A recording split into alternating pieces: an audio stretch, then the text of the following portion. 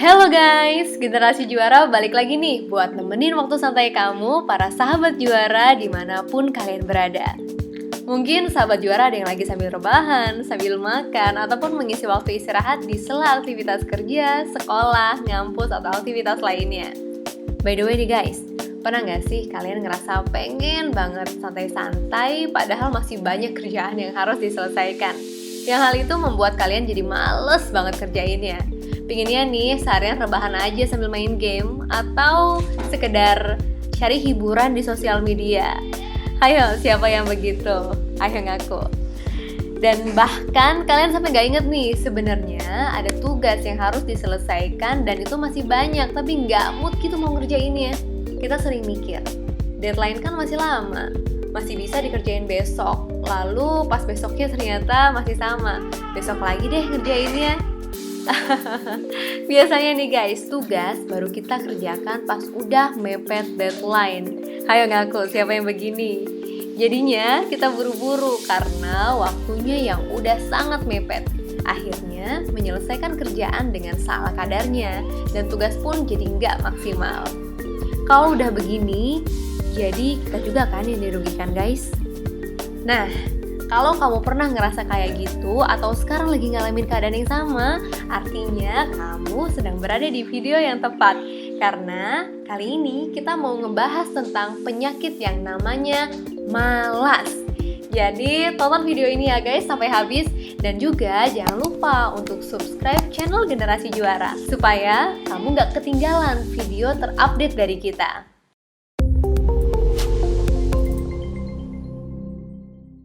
Anyway, efek dari sifat malas ternyata sangat merugikan ya guys.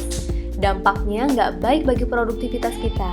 Misalnya, dalam hal mengerjakan tugas akademik, pekerjaan rumah, pekerjaan kantor, dan pekerjaan lainnya. Jadi nggak selesai tepat waktu. Bahkan, bisnis yang sedang dibangun pun jika tidak dikerjakan dengan maksimal, maka akan stagnan di situ-situ aja. Karena sifat malas membuat kita jadi minim usaha dalam mengerjakan sesuatu. Kira-kira nih guys, ada yang tahu apa penyebab rasa malas muncul? Jadi guys, kita kasih tahu ya. Terkadang di pikiran kita mengatakan bahwa itu tugas yang berat dan rumit buat dikerjain, sehingga nggak tahu harus memulainya dari mana. Alhasil, karena udah pusing duluan mikirin tugas-tugas itu, jadi kita ngerasa bad mood.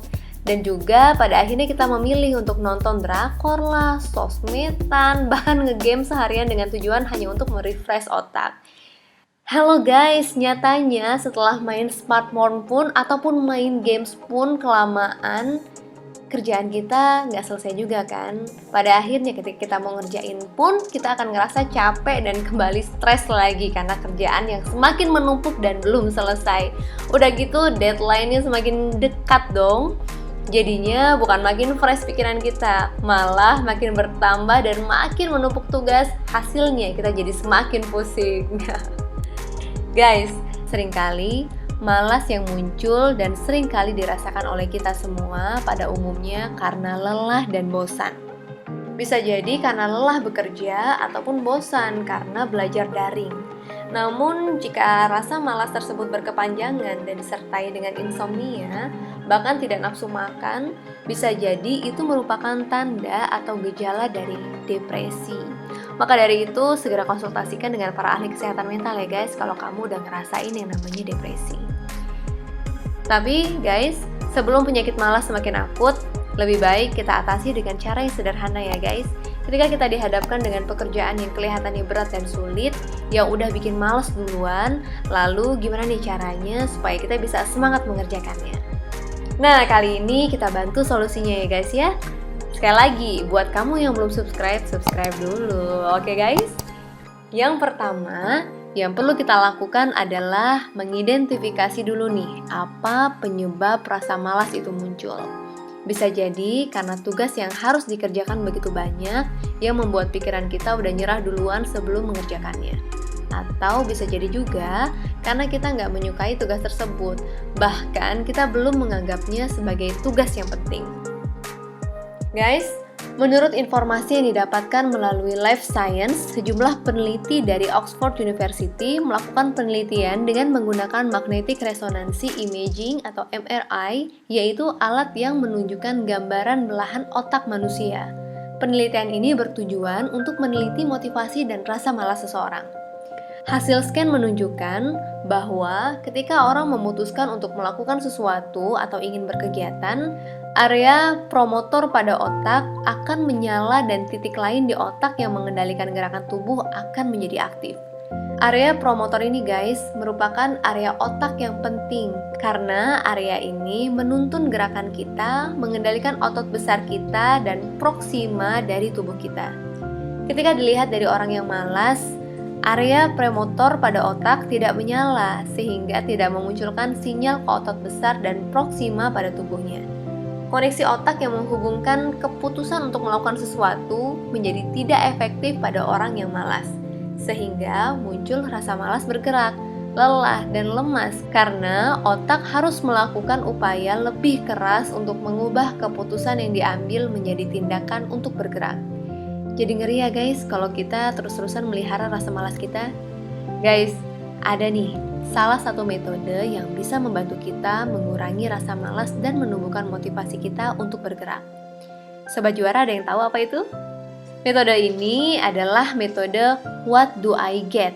Yaitu dengan berpikir, apa yang saya dapatkan ketika saya selesai mengerjakan tugas tersebut.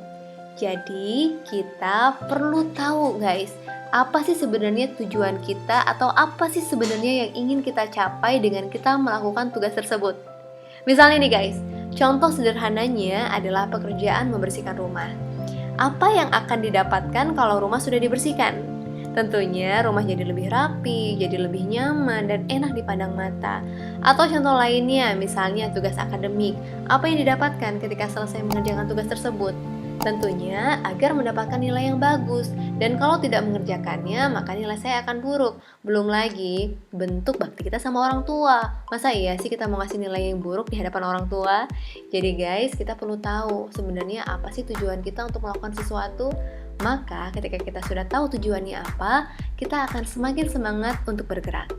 So, ketika kita memikirkan hasil dari apa yang kita kerjakan, pikiran itu bisa membangkitkan semangat untuk menyelesaikan pekerjaan tersebut.